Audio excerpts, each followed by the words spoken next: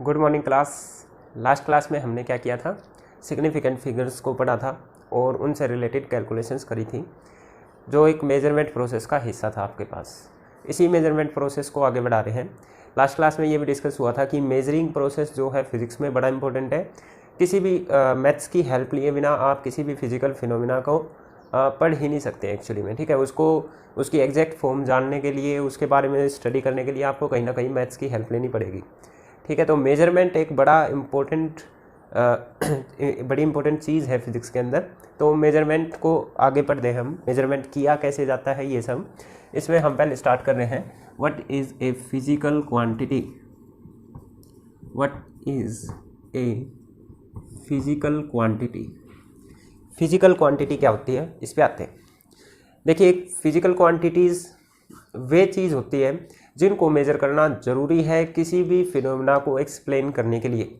जैसे for example, आपने एक फॉर्मूला पढ़ा है, force equal to mass into acceleration. Newton second law से, न्यूटन सेकंड लॉ की एप्लीकेशन है ना। तो वो क्या बोलता है कि आपको अगर फोर्स कैलकुलेट करना है किसी एम मास बॉडी में, तो एम मास बॉडी पर कोई आपने फोर्स लगाया, उसमें कुछ एक्सेलरेशन आई, तो आप मास और एक्सेलरेशन कैलकुलेट कर लीजिए, तो आप पर फोर्स कैलकुलेट कर सकते हैं ना। ये बात हुई थी। तो इस फोर्स को कैलकुलेट करने के लिए आपको मास की जरूरत पड़ी है, एक्सेलरेशन की जरूरत पड़ी है। तो ये मास और एक्सेलरेशन जिनको मेजर करना जरूरी है इस फोर्स को जानने के लिए, उनको बोलेंगे फिजिकल क्वांटिटी, ठीक है। तो ऐसी क्वांटिटीज जो फिजिक्स में किसी भी फिनोमिना को डिफाइन करने के लिए जिनकी मेजरमेंट जरूरी है, ठीक है, जिनको मेजर किया जा सकता है या जिनकी मेजरमेंट जरूरी है, उनको फिजिकल क्वांटिटीज बोलते हैं, ठीक है। फिजिक्स में किसी भी नेचुरल फिनोमिना को एक्सप्लेन करने के लिए या किसी भी फिजिक्स के लॉ को एक्सप्लेन करने के लिए जिन जिन क्वांटिटीज़ को मेजर करना जरूरी है, जिन जिन चीज़ों को मेजर करना जरूरी है, उनको क्या बोलते हैं, फिजिकल क्वांटिटीज़। फॉर एग्जांपल, आपने एनर्जी कंजर्वेशन पढ़ा। एनर्जी कंजर्वेशन में आपने काइनेटिक एनर्जी पढ़ी है। काइनेटिक एनर्जी होती है हाफ mv²। तो यहाँ पे एनर्जी को कैलकुलेट करने के लिए एनर्जी कंजर्वेशन का लॉ था, आपको मास चाहिए, आपको वेलोसिटी चाहिए। तो मास और वेलोसिटी एक फिजिकल क्वांटिटी हुई, ठीक है। वहाँ पे आपने पोटेंशियल एनर्जी भी पढ़ी है, जो कि mgh होती थी, ठीक है। तो मास एक फिजिकल क्वांटिटी है, g acceleration due to gravity एक फिजिकल क्वांटिटी है, हाइट एक तरीके की लेंथ होती है, वो भी एक फिजिकल क्वांटिटी है ना। आपने पढ़ा कि आपने law of conservation of linear momentum पढ़ा। वो क्या बोलता है कि आपके पास दो rate of change of momentum जो था आपके पास फोर्स के बराबर होता है न्यूटन सेकंड लॉ से। फिर आपने बोला कि अगर फोर्स 0 है तो मोमेंटम आपका कंजर्व रहेगा, एक्सटर्नल फोर्स अगर नहीं लगेगा तो मोमेंटम आपके पास सेम रहेगा, है ना, ये बोला था। तो मोमेंटम को कैलकुलेट करने के लिए आपको फोर्स की जरूरत पड़ेगी, आपको टाइम की जरूरत पड़ेगी। तो टाइम भी एक फिजिकल क्वांटिटी होगी, फोर्स भी एक फिजिकल क्वांटिटी होगी। इसी तरीके से बहुत सारी चीज़ें हैं आपके पास, जैसे वेलोसिटी का फॉर्मूला डिस्टेंस अपॉन टाइम, तो डिस्टेंस एक फिजिकल क्वांटिटी होगी। तो कोई भी चीज़ को फिजिक्स में एक्सप्लेन करने के लिए जिन जिन चीज़ों को आपको कैलकुलेट करना, जिनकी मेजरमेंट जरूरी है, उनको क्या बोलेंगे, फिजिकल क्वांटिटीज, ठीक है। अब फिजिकल क्वांटिटी की मेजरमेंट की बात करते हैं। इसमें लिख लेना आप कि फिजिक्स के लॉज को एक्सप्लेन करने के लिए जिन चीज़ों की मेजरमेंट ज़रूरी है, उनको आप क्या बोलते हैं, फिजिकल क्वांटिटीज। अब देखिए, प्रोसेस ऑफ मेजरमेंट, इस पे बात करते हैं। प्रोसेस ऑफ मेजरमेंट कैसे किया जाता है। देखिए, मेजरमेंट का प्रोसेस है ना, एक्चुअली में एक कंपैरिजन का प्रोसेस है। मेजरमेंट करना एक्चुअली में कंपैरिजन करना है किन्हीं दो चीज़ों के बीच में। फॉर एग्जांपल, मैं कुछ एग्जांपल आपको देता हूँ। मैं बोलता हूँ कि राम की हाइट 2 गुना है। राम की हाइट 2 गुना है, तो आप ये पूछेंगे भाई किससे 2 गुना है, कितनी मानूं मैं। 2 गुना तो कितनी भी हो सकती है, 50 की 2 गुना करूँ तो 100 हो जाएगी, ठीक है। 100 की 2 गुना करूँ तो 200 हो जाएगी, 3 की करूँगा तो 6 हो जाएगी, ऐसे होगा ना आपके पास। तो आप पूछेंगे किससे 2 गुना है, तो आप कंपेयर कर रहे हैं किसी से। अब तो वहाँ पे बोला कि राम की हाइट 2 गुना है श्याम से, तो श्याम एक स्टैंडर्ड बना लिया, ठीक है, श्याम को फिक्स कर लिया आपको, और उससे 2 गुना हाइट फिर आप समझते हो कि राम की है, ठीक है। आपको बोल दिया कि इस बॉडी का इसका मास 4 गुना है, तो किस चीज़ से 4 गुना ज़्यादा मास है, तो कंपेयर ही तो कर रहे हैं, किसी दूसरे से कंपेयर करके ही आप इसका मास बताते हैं, ठीक है। अब जो राम और श्याम मतलब कंपेयर करते हो आप हरदम, कोई भी मेजरमेंट हो, ठीक है, वो इससे 3 सेकंड पहले आया, किससे 3 सेकंड पहले आया भाई, उसने कितना टाइम लिया था, ठीक है, ये सब पता होना चाहिए आपके पास। तो मेजरमेंट क्या है आपके पास, कंपेयर करते हो आप जब भी मेजरमेंट की बात करते हैं, ठीक है। जैसे अगर मैं बोलूँ आपको कि इस बोर्ड की लेंथ बतानी है इस पॉइंट से उस पॉइंट तक, तो आप क्या करते हैं, 1 इंची टेप लेके आते हैं। तो आप इंची टेप यहाँ से रखते हैं, वहाँ तक देखते हैं, बताते हैं कि ये आपके पास 6 फुट का है, ठीक है। बोर्ड की जो लेंथ है ये 6 फुट है। तो कैसे पता करा, आपने उस इंची टेप से कंपेयर किया है इसको, है ना। या फिर आपको 2 किलो चीनी लेनी है, तो आपने एक साइड वो चीनी भर के रख दी, दूसरी तरफ आप बाट रखते हैं ना, 1 किलो का रखा, नहीं बराबर हुआ तो फिर 2 किलो के रखे, तो जब वे कंपेयर हो गए तो आप बोलते हैं कि ये चीनी अब 2 किलो की होगी, है ना। तो क्या कर रहे होते हो, measurement is a process of comparison. जब भी मेजरमेंट की बात होती है तो किसी चीज़ से कंपैरिजन हो रहा होता है। अब मैं बात करता हूँ कि जैसे राम की हाइट श्याम से 2 गुना थी, बताया मैंने आपको। अब अमेरिका वालों को थोड़ी पता है कि श्याम कौन है, ठीक है। हम इधर आपस में लोकल में जानते होंगे कि भाई वो श्याम है, श्याम की हाइट इतनी है तो राम की 2 गुना होगी इससे, है ना। हम लोग तो समझ गए, लोकल में बात हो रही है, अमेरिका वाले थोड़ी ना समझेंगे, उनको पता ही नहीं कौन राम कौन श्याम, ठीक है। तो जो ये कंपेयर करना है, इसके लिए कुछ ऐसी चीज़ से कंपेयर करना है जिसकी वैल्यू फिक्स हो, जिसको सब जानते हो, ठीक है। कंपेयर करना है, कंपैरिजन तो करना पड़ेगा मेजरमेंट के लिए, पर किस चीज़ से कंपैरिजन किया जाए, ऐसा नहीं कि किसी भी चीज़ से कंपेयर कर ले, ठीक है। तो कंपैरिजन करने का क्या एक तरीका निकाला गया कि एक स्टैंडर्ड बना दिया जाए, ठीक है। हर एक फिजिकल क्वांटिटी के लिए एक स्टैंडर्ड बना दिया जाए, उस स्टैंडर्ड से कंपेयर कर लो भाई, ठीक है। जैसे कि हमने लेंथ के लिए बना दिया, सपोज करो 1 मीटर, मैंने सपोज करो ये 1 मीटर है, सपोज कर लो, ठीक है। तो मैंने क्या बोला कि ये 1 मीटर है। अब मेरे को इस बोर्ड को मेजर करना है, तो बोर्ड को मेजर करना है तो मैं क्या करूंगा, इससे कंपेयर करूंगा, देखूंगा 1 बार में नहीं आया, एक और बार रख लूंगा, 2 बार में नहीं आया, 3 बार में नहीं आया, 4 बार में नहीं आया, 5, 6, 10 बार, जितनी बार भी आएगा मैं बोलूंगा इस स्टैंडर्ड से 10 गुना ज़्यादा बड़ा है। मान लो 10 बार आया तो, है ना।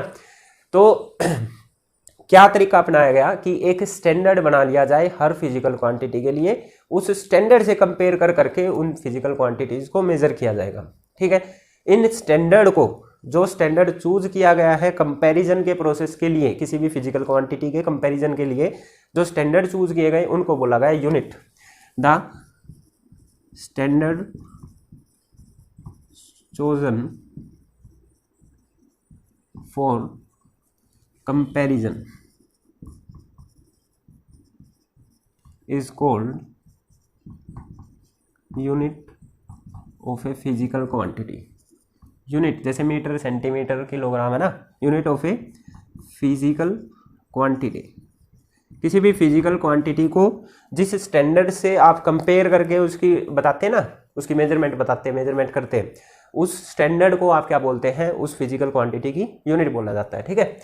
और ये जो आपके पास यूनिट जो चूज की जाती है ना, it is of the same nature, it is of the same nature, ये सेम नेचर की होनी चाहिए, of the same nature as that of physical quantity।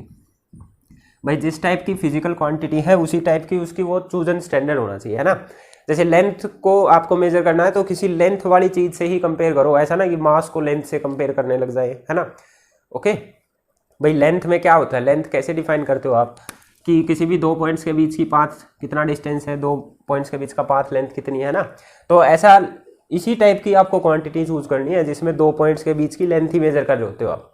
ऐसा नहीं कि 1 किलो का वाट लिया है और यहाँ पे आप किलो मेजर कर रहे हैं और उससे लेंथ को मापने की कोशिश कर रहे हैं, ऐसा नहीं है, ठीक है।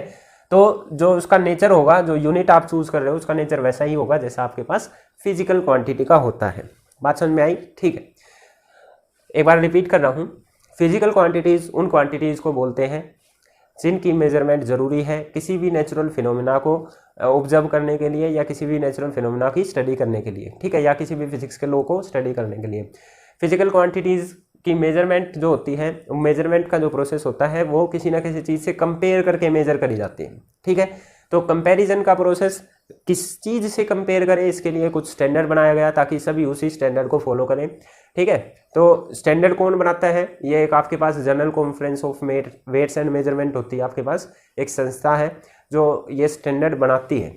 उन्हें नहीं बताया कि 1 मीटर इतना होता है, ठीक है। ये आदमी नहीं बनाया कि 1 मीटर हम इतना लेंगे, 1 सेकंड इतने टाइम को हम 1 सेकंड बोल लेंगे, ठीक है, इतने वजन को हम 1 किलोग्राम बोल लेंगे, ये उन्होंने बनाया हुआ है, आदमी ने बनाया है, भगवान ने बना के नहीं भेजा है, ठीक है। तो वो संस्था डिसाइड करती है, वो इंटरनेशनली एक्सेप्टेड होती है, सभी देश उसको फिर फॉलो करते हैं, आपके पास हर देश का साइंटिस्ट उधर बैठता है, ठीक है। तो सभी एक्सेप्टेबल हो, हर जगह पे एक्सेप्टेबल होती है वे स्टैंडर्ड, ठीक है, जिनको यूनिट का नाम दिया गया है। ओके, ठीक है। अब किसी भी फिजिकल क्वांटिटी को देखिए रिप्रेजेंट कैसे किया जाता है। मान लो मैंने जो वो बाट था 1 kg का बना दिया, ठीक है, मैंने क्या कर लिया, मास की यूनिट 1 kg मान ली, ठीक है, मास की यूनिट मैंने क्या मान ली, kg। मैंने मास को मेजर करने के लिए एक स्टैंडर्ड बना लिया, यूनिट बना ली, जिसका नाम दिया मैंने kg। ओके, तो वो मैंने कुछ भी बना लिया होगा, मैंने मान लिया कि ये एक बाट है, जो आपने दुकान पे देखा होगा बाट, ठीक है, इस बाट का जो वजन है वो 1 kg है, सपोज करो, ठीक है। अब आप मेजरमेंट कैसे करते हैं, देखिए, आपने 5 किलो चीनी ली, ठीक है, कैसे मेजरमेंट करेंगे, आप इस स्टैंडर्ड को लेके आए, उससे कंपेयर करके देखा, आपने देखा कि भाई ये स्टैंडर्ड तो हल्का है, ये ज़्यादा हैवी है, अभी बराबर नहीं हुए, ठीक है, एक बार यूज कर लिया, फिर आपने इसी बाट को रखे एक बाट और लेके आए, ऐसा 2 बाट रखे, 2 किलो हो गया, इधर ये 5 किलो था, अभी भी बराबर नहीं हुए, 2 बार रिपीट हुई, फिर तीसरी बार रखा, फिर भी बराबर नहीं हुआ, चौथी बार रखा, फिर भी बराबर नहीं हुए, 5वीं बार रखा, तो आप बोलते हो कि ये कंपेरेबल हो गए। तो आप क्या बोलेंगे कि ये जो फिजिकल क्वांटिटी थी, मतलब इसका जो मास था, चीनी का जो मास था, वो ये इधर कितनी बार मेजर किया, 5 टाइम्स, इस यूनिट को 5 बार रिपीट कर रहा, तब ये बराबर हुए। ये जो यूनिट ली थी आपने kg, इसको 5 बार रिपीट करने के बाद ये दोनों बराबर हुए हैं, ठीक है। तो किसी भी फिजिकल क्वांटिटी में की जो यूनिट है उसको बार बार रिपीट किया जाता है, ठीक है। तो फिजिकल क्वांटिटी की मेजरमेंट को या किसी भी फिजिकल क्वांटिटी को लिखा कैसे जाता है कि उसकी यूनिट कितनी बार रिपीट हुई है उसके अंदर, उसकी मेजरमेंट के अंदर, ठीक है। जैसे इधर मैं क्या लिखूंगा, अगर फिर मास वो फिजिकल क्वांटिटी थी, आपने लिखा इसकी यूनिट थी kg और इसको 5 बार रिपीट किया गया, ठीक है। तो आप ऐसा लिखेंगे, mass is equal to 5 kg, 5 times 1 kg unit को रिपीट करोगे तब उस चीनी का मास आपके पास निकल के आएगा, ठीक है। तो जो ये इसको क्या बोलते हैं, ये वैल्यू है उस फिजिकल क्वांटिटी की, ये क्या है, वैल्यू, ये आपके पास क्या है, यूनिट, और इधर मैंने क्या लिखा हुआ है, फिजिकल क्वांटिटी, ये क्या लिखा है, फिजिकल क्वांटिटी। तो किसी भी फिजिकल क्वांटिटी को कैसे रिप्रेजेंट किया जाता है, physical quantity is equal to उसकी वैल्यू इनटू में उसकी यूनिट, ठीक है। फिजिकल क्वांटिटी को अगर मैं जनरल बनाऊं, क्यू से डिनोट करूं, तो ये बराबर होता है इसकी वैल्यू n इनटू में इसकी यूनिट u, ठीक है। n क्या शो कर रहा है कि how many number of times this unit is repeated in this quantity, ठीक है। जैसे अगर मैं 1 फुट को लेंथ की यूनिट बनाता हूं, मान लो मैं क्या बोलता हूं, लेंथ की यूनिट 1 फुट है, 1 फीट है, ठीक है। तो मैं इस बोर्ड की यूनिट माप लगाता हूँ, सपोज करो ये 1 फीट है, तो मैंने क्या किया, 1 बार रख के देखा, नहीं बराबर हुआ, फिर 2 बार रखा, नहीं बराबर हुआ, 3 बार, 4 बार, 5 बार, 6 बार में जाके बराबर हुआ। तो क्या मैं क्या बोलूँगा, फिजिकल क्वांटिटी जो कि लेंथ थी वो बराबर होगी, 6 टाइम रिपीट हुई है, कौन सी यूनिट रिपीट करी है, फीट वाली, ठीक है।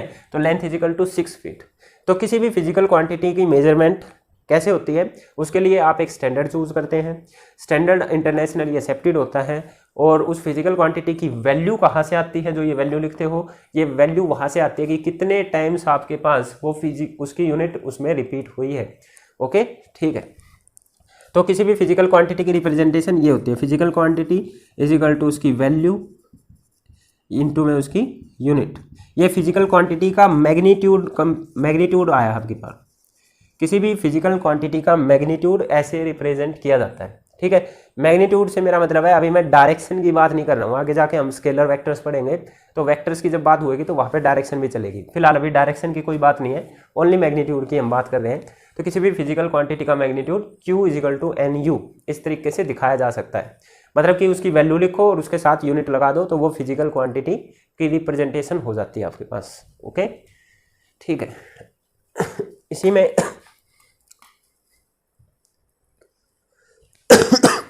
आगे चलते हैं, एक इसमें थोड़ा सा रूल है, रूल क्या है, फिजिकल क्वांटिटी जो है उसको आप अलग अलग यूनिट में भी मेजर कर सकते हैं। जैसे आप सभी को पता है लेंथ की यूनिट है, मीटर भी यूनिट हो सकती है ना, किलोमीटर भी यूनिट हो सकती है, सेंटीमीटर भी, मिलीमीटर भी, ऐसे बहुत सारी यूनिट है ना लेंथ की, ओके। तो आप एक फिजिकल क्वांटिटी को अलग अलग यूनिट्स में मेजर तो कर सकते हैं, पर उनका मैग्नीट्यूड चेंज नहीं होगा, ठीक है। मैग्नीट्यूड दिखाता हूँ अभी कैसे, magnitude of a physical quantity of a physical quantity does not change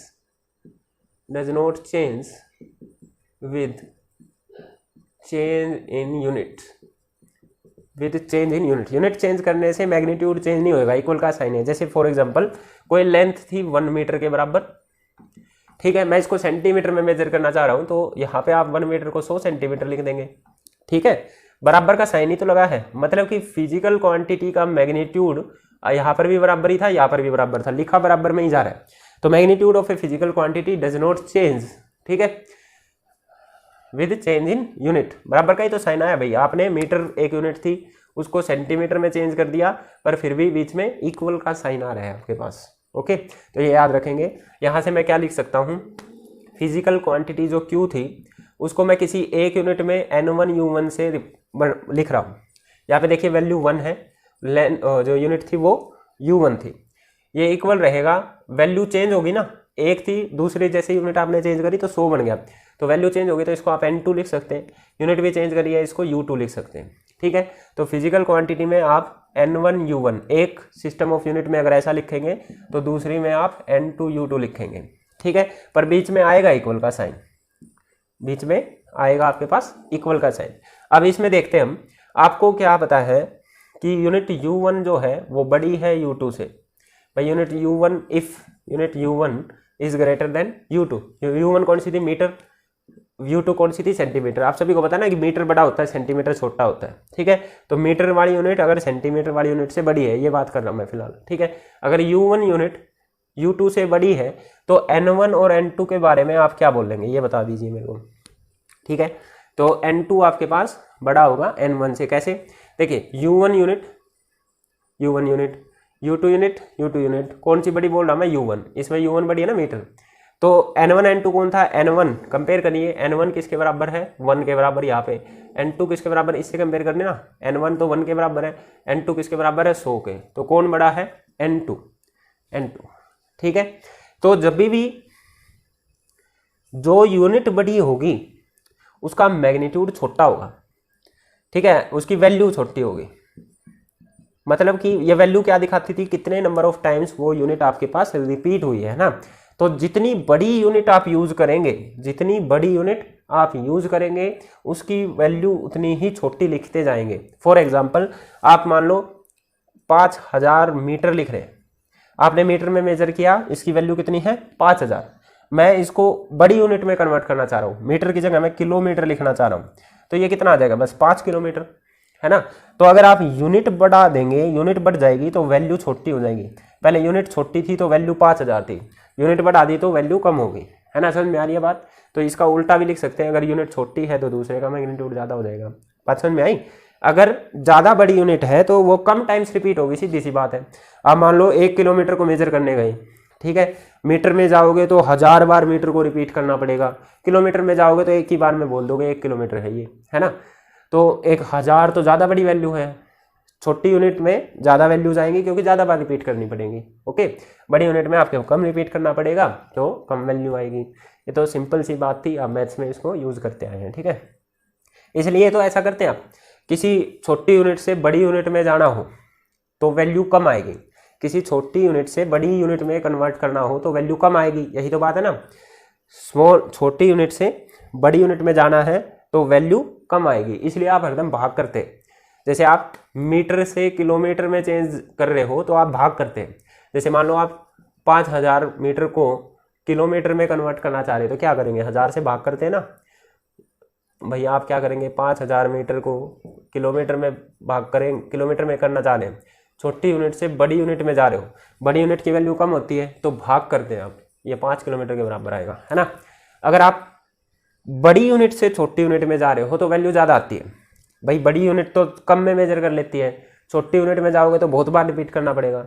तो जब आप किसी बड़ी यूनिट से छोटी यूनिट में कन्वर्ट कर रहे होते तो आपको गुणा करते हैं ना, ये आप सबको पता है कि अगर मैं 5 किलोमीटर को मीटर में चेंज करना चाह रहा हूँ तो आप गुणा करते हैं यहाँ पे 1000, तभी ये 5000 मीटर बनता है ना।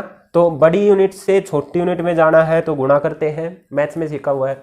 और अगर छोटी यूनिट से बड़ी यूनिट में जा रहे हो, मीटर से किलोमीटर में जा रहे हो तो आप भाग करते हो, ठीक है। वो क्यों किस वजह से हो रहा है, क्योंकि बड़ी यूनिट कम टाइम्स रिपीट होती है तो भाग कर लो, भाग करने से छोटी वैल्यू आती है, छोटी यूनिट ज़्यादा टाइम्स रिपीट होती है तो छोटी में कन्वर्ट करना है तो गुणा करते हैं। ओके ठीक, ये था आपके पास मेजरमेंट का प्रोसेस। आगे चलते हैं। यूनिट समझ में आई। अब जो ये यूनिट्स होती है आपके पास दो तरीके की होती है। अच्छा, यूनिट्स को चूज करने का एक वो कुछ कंडीशंस हैं कि कौन सी यूनिट को आप यूनिट बोलेंगे या किसको यूनिट चूज किया जाता है, उसकी कुछ कंडीशंस है। ठीक है, क्या क्या कुछ कंडीशन उसको सेटिस्फाई करनी पड़ती हैं, तभी आप उसको यूनिट चूज कर सकते हैं। जैसे मीटर को एक यूनिट बनाया तो उसने कुछ कंडीशंस को सेटिस्फाई किया होगा। टाइम की सेकंड एक यूनिट है तो उसने कुछ कंडीशंस को सेटिस्फाई किया होगा। वे कंडीशंस क्या है, सबसे इंपॉर्टेंट जो कंडीशन है वो क्या है, it should be internationally accepted, it should be internationally accepted, कि भाई हर कोई उन यूनिट्स को मान रहा हो, हर कोई उसी में मेजरमेंट कर रहा हो। ठीक है, उसको इंटरनेशनली एक्सेप्टेंस मिलना होना चाहिए।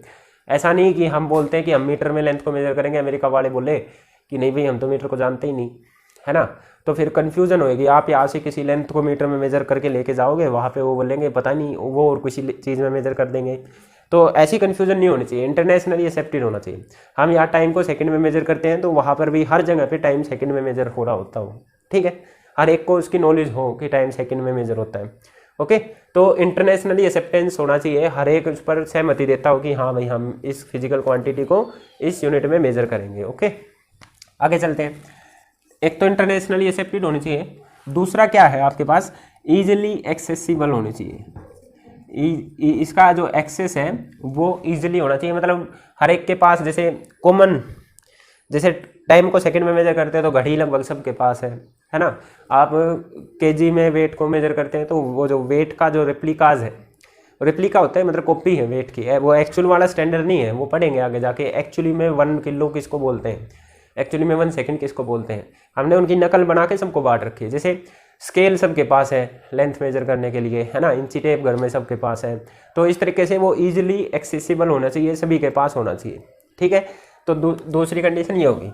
तीसरी कंडीशन क्या है, does not change with time, does not change with time. ऐसी यूनिट होनी चाहिए जो टाइम के साथ चेंज ना हो। ऐसा ना हो कि मैं दोपहर में मेजर कर रहा हूँ तो वो अलग वैल्यू दे रही है और रात में मेजर करूँ तो कुछ अलग वैल्यू दे रही है, तो फिर फ़ायदा क्या है ना, हर टाइम अलग वैल्यू देगी तो कन्फ्यूजन क्रिएट होगी। तो ऐसा ना हो कि वो टाइम के साथ चेंज हो। ठीक है, एक और कंडीशन क्या है, it should not be affected by the physical conditions like temperature, pressure etcetera. भाई ऐसा ना हो कि टेम्परेचर बढ़ा दिया जाए, गर्मियों में अलग वैल्यू दे रही है, सर्दियों में अलग वैल्यू दे रही है। ठीक है, ऐसा नहीं होना चाहिए।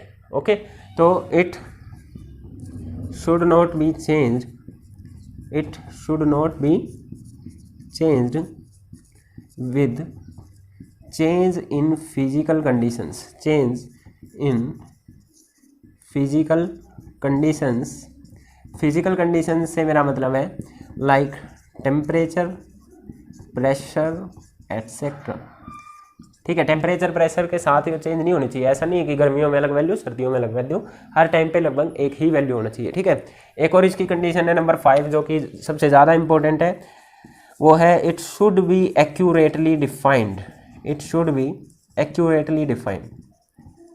इसकी जो वैल्यू है वो बिल्कुल एक्यूरेटली डिफाइन होना चाहिए आपके पास। स्टैंडर्ड तो तभी बनेगा ना भाई, जिसके बारे में बिल्कुल अच्छे से पता है उसी को तो स्टैंडर्ड बना सकते हैं ना आप।